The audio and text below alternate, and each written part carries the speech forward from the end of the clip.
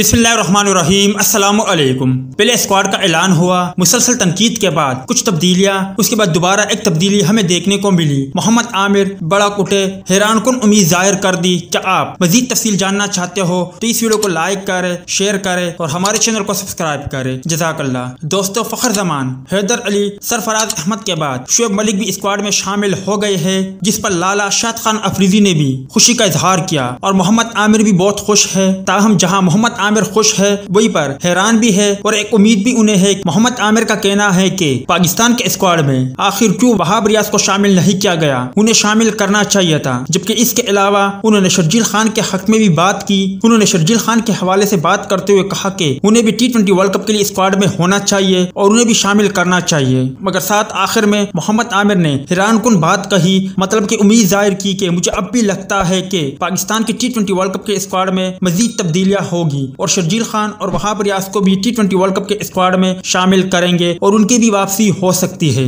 क्या आप मोहम्मद आमिर की इस उम्मीद से इत्तेफाक रखते हो? और जो मोहम्मद आमिर कह रहा है कि T20 वर्ल्ड कप में शर्जील खान और वहाब रियाज को भी शामिल करना चाहिए, क्या आप इनसे इत्तेफाक रखते हो? तो इस हवाले से कमेंट सेक्शन आपके कमेंट्स का मुंतज़िर रहेगा।